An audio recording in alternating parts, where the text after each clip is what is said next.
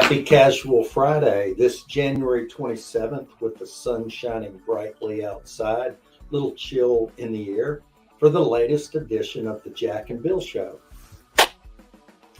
Okay. I don't have my hat. Yes, I'm in dire need of a haircut and I didn't make it by the barber shop.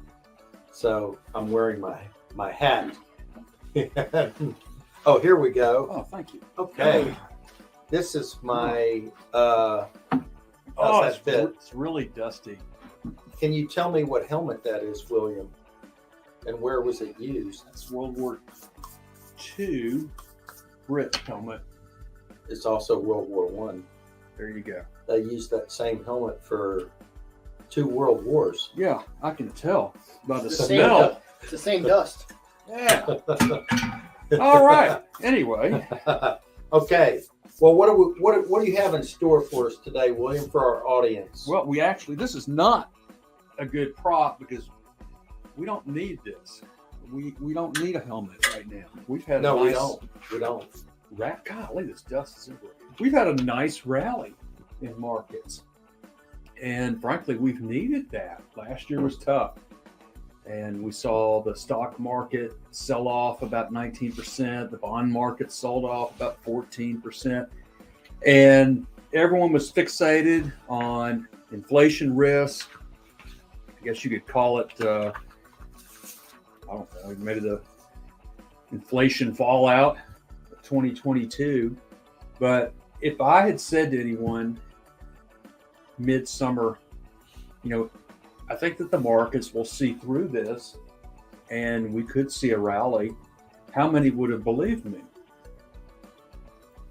How many people would sink their teeth into it? That's right. And that's the classic lesson in behavioral finance is we see things turning down, we see the markets correcting, and we think it's only going to get worse. And look at what's happened. We've had a nice rally in the stock market that really started in earnest in October, and it's continued year to date.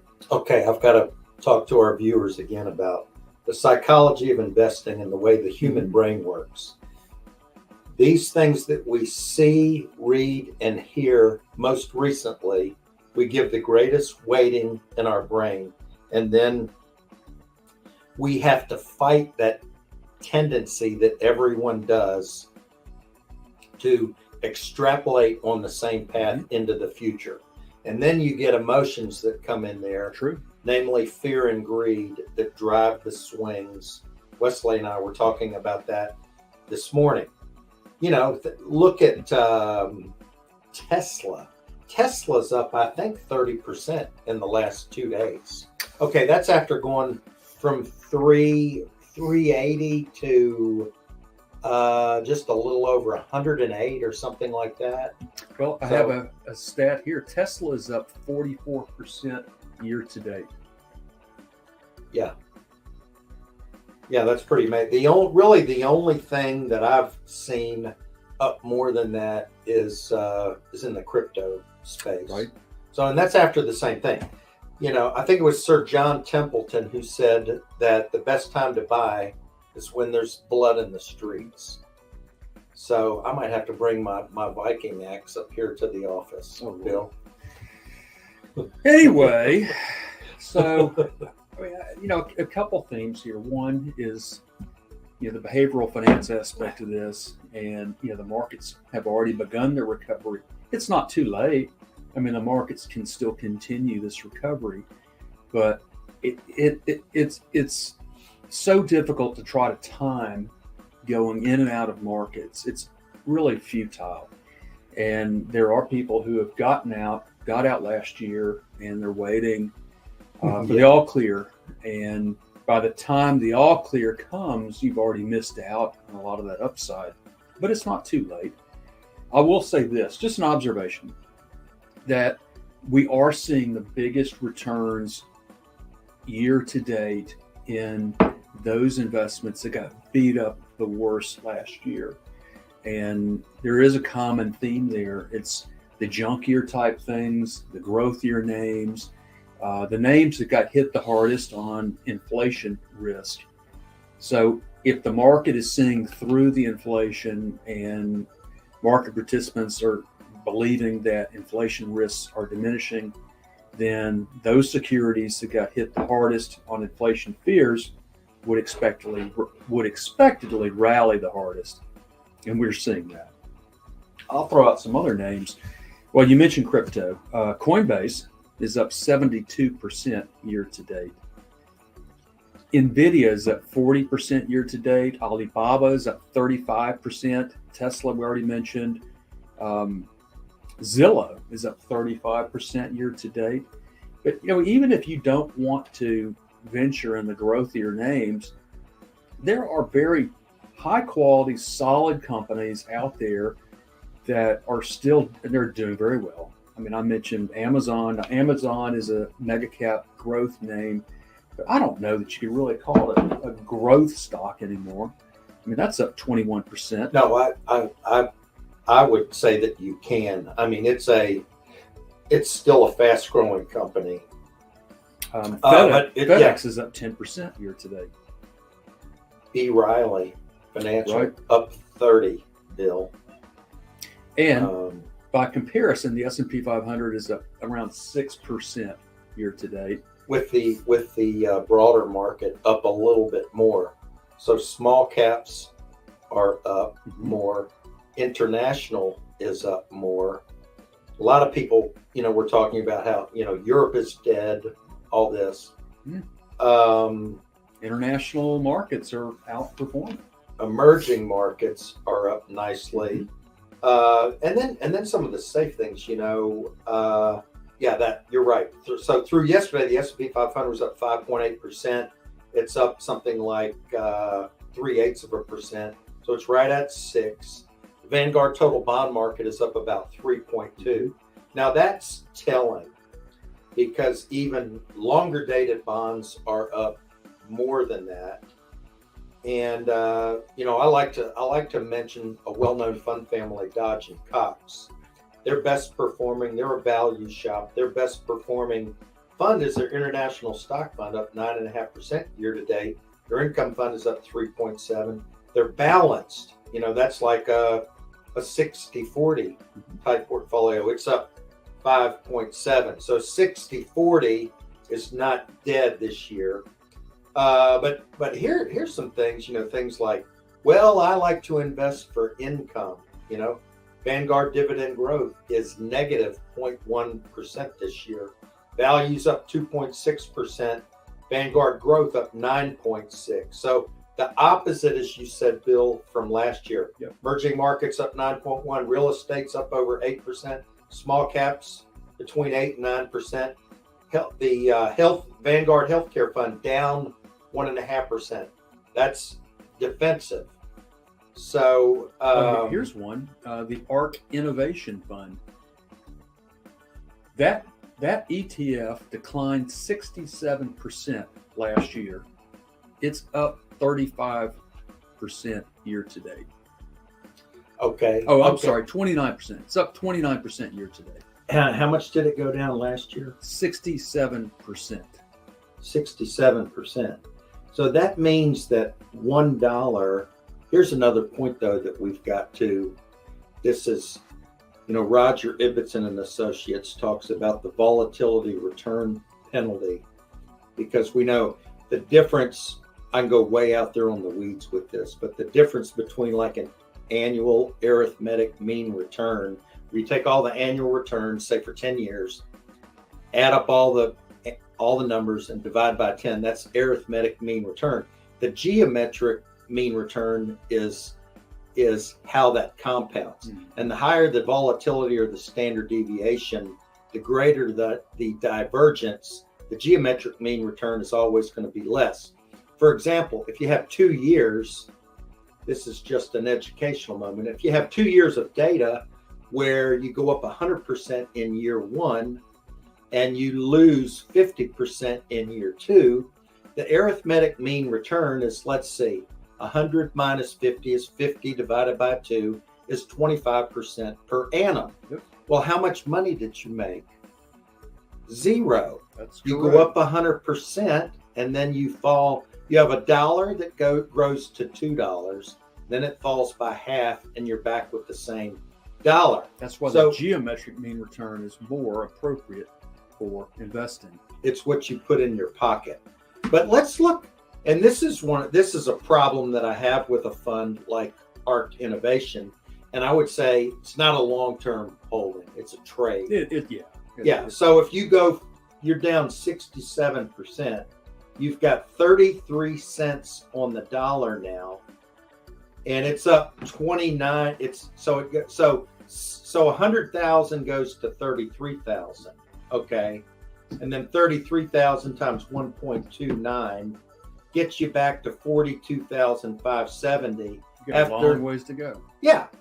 You've got at 33,000 to get back to your 100,000, you need a triple after you've lost 67%.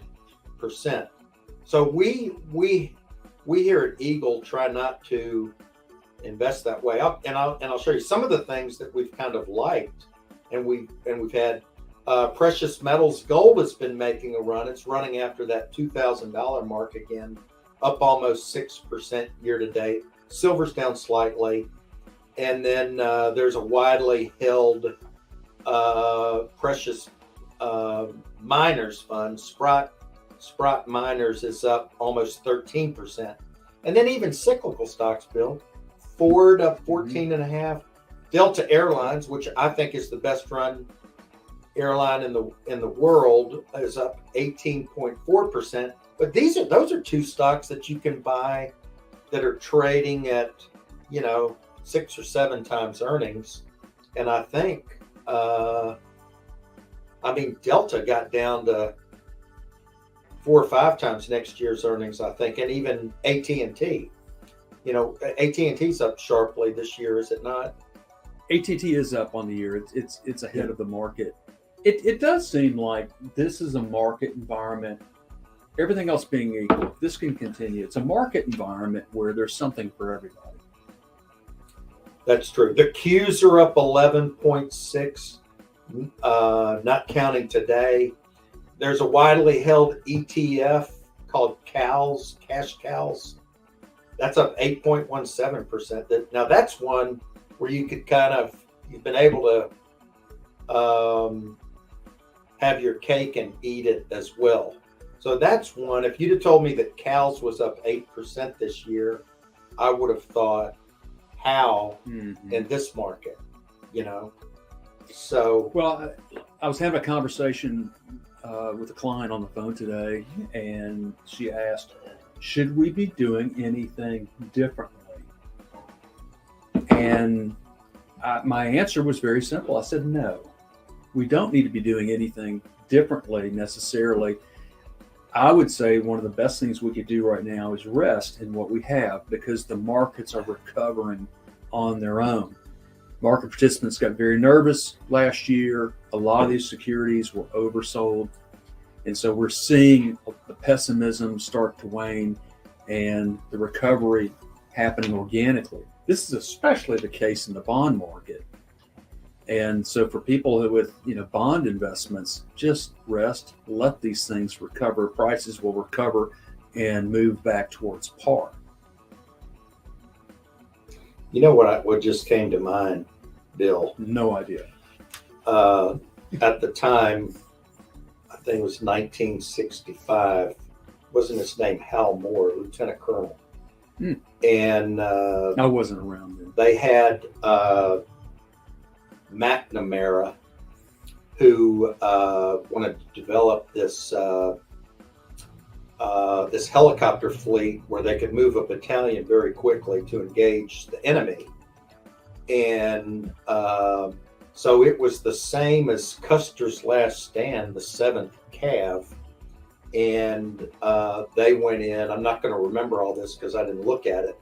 They had an undersized battalion of 450 Army 7th Cav, hungry for battle troops.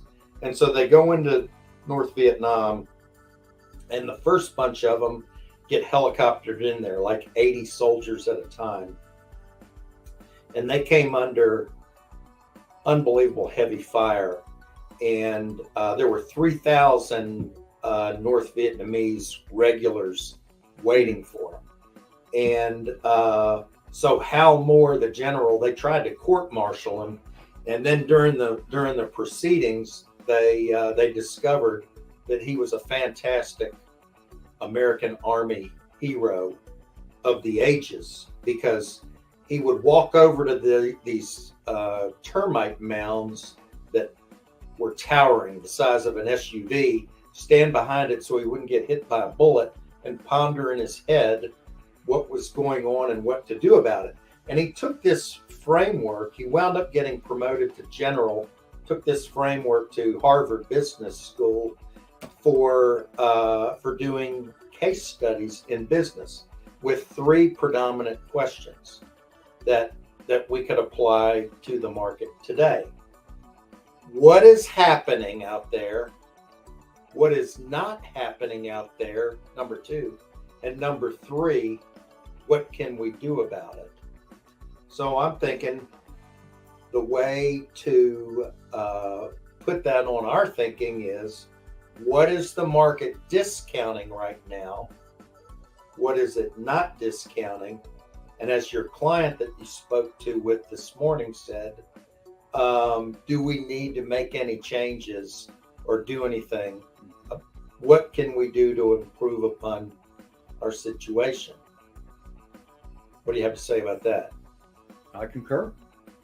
You concur. So, and I want to throw just a little addition here, because, we could go. The Wall Street Journal this morning, it just shows, we have 2 recessions.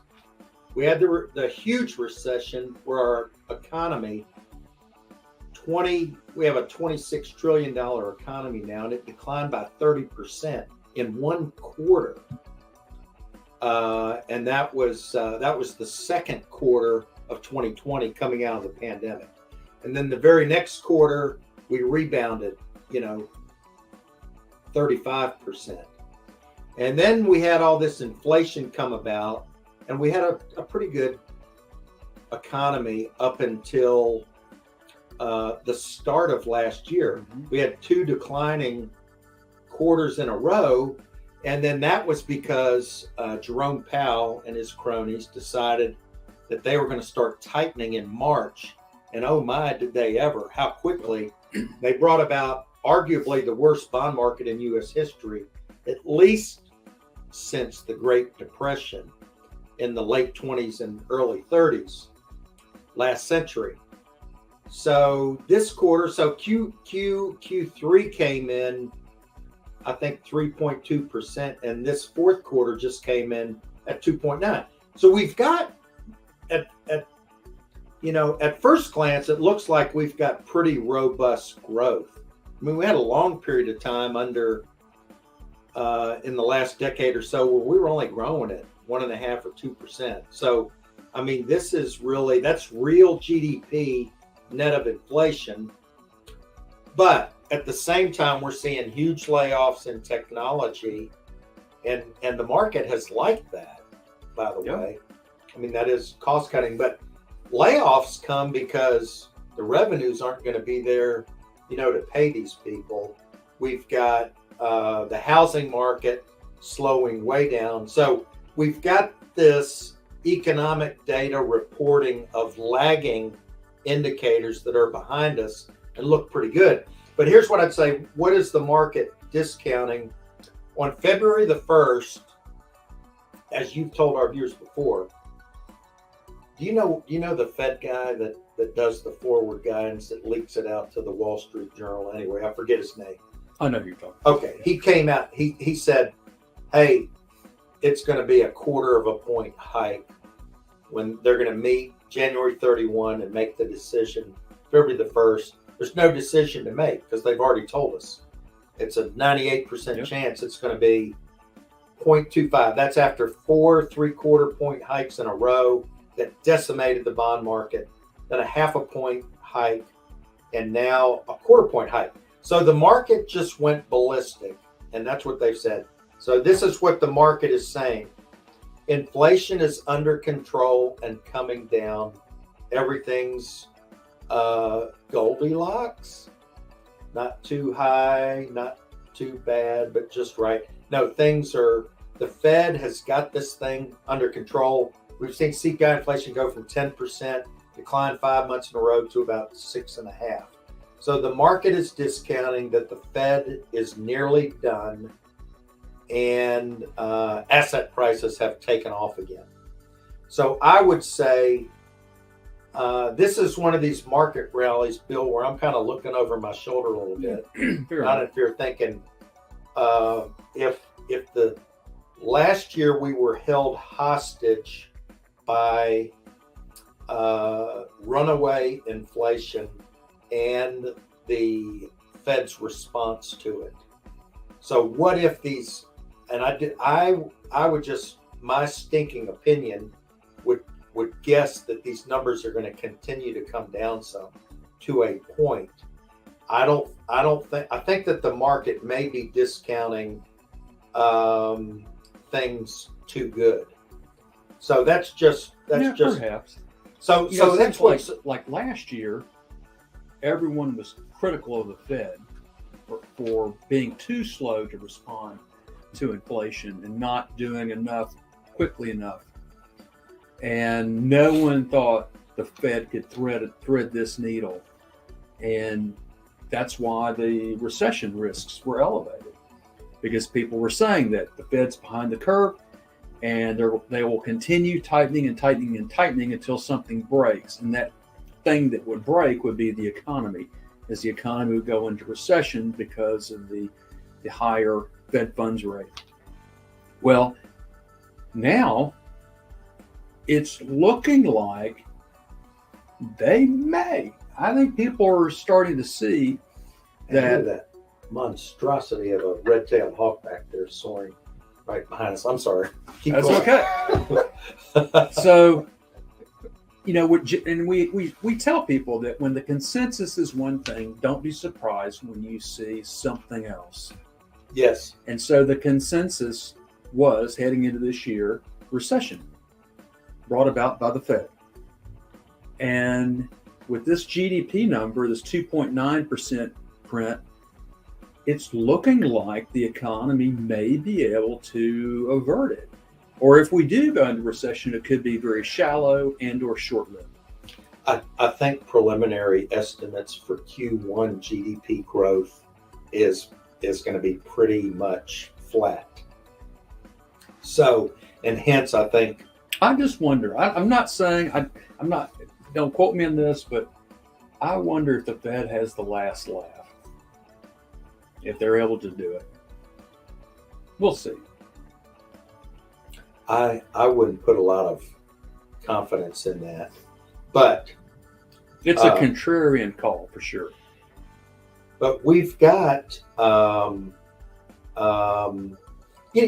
the other thing too, Bill, with all that pessimism that you mentioned that the market brought about, that means that the people who are fearful, there may have been all of the sellers, there were no sellers left. And if you think about this, we went through the month of December, had some horrific tax loss selling, even in some names that we own that have rebounded sharply. And we tax lost some of those things because we had huge gains that we realized in the first quarter last year. So the market came out of that heavy tax loss selling, and you had to buy those positions back 31 days later. And then we ran out of sellers. And then some folks came out and said, it looks like the sky's actually not falling today. Or maybe planet Earth is going to continue to spin around on its axis for another few days. Yeah. The red-tailed hawks are flying. That's right. What else? That's it. So one thing to do with this extreme volatility, though, Bill, I feel like we should say, is it's an opportunity to rebalance. If you have some things that run up 75% in a month, it's probably prudent to take some of that off the table, right, and go back into something that's been beaten up. Okay. like the smart ones that got into Tesla, which I wish I had, and it's kind of too late now. You know, I mean, that's investor just, remorse. That's part of it. but okay, man, we're at the Final Four in the NFL this weekend. Both games are going to be played on Sunday, starting at 2:00 Central. So we've got the Chiefs and Bengals. The Bengals have become a Louisiana favorite. Bengals? I call them Bengals. You call them Bengals? Bengals? It's a Bengal tiger. Yes, the Bengals. You. Okay, Bengals will win. he doesn't like my pronunciation. Well, the storyline here, and many Louisianians love the Bengals now because of Joe Burrow, who led perhaps the greatest college football team ever to go 15-0, and all the way. So then he came to LSU from Ohio State, played 2 years, went to the NFL, and I can assure you, at the start of the year, this is pretty cool. I mean, the Bengals were Sometimes brevity is best. Oh. Bengals will win this game. They'll win the Super Bowl. You Enough think said. Yeah. they might? They're going to They win it. might, but they were a 3 seed. No one was giving them a chance, and now Joe Burrow's up against Mahomie, who's got the high ankle sprain. Okay, what about the other side? We've got the Eagles. The Eagles are playing the 49ers, and the 49ers are looking pretty Eagles. Go Purdy. Niners. Eagles. Go win. Niners. with a rookie number 3 quarterback. This story is about the best rushing defense against the best rushing offense. Generally, defense wins, but I'm sorry. I'm going to have to go with Jalen Hurts and the Eagles. Yep. It'll So be I the say- Eagles and the Bengals in the Super Bowl. Bengals win, and all is well. Bengals in there for the second time in a row. Yep. Well, there you have it. Until next time, do you have a closing remark for our viewers, William? Make good decisions. Make good decisions.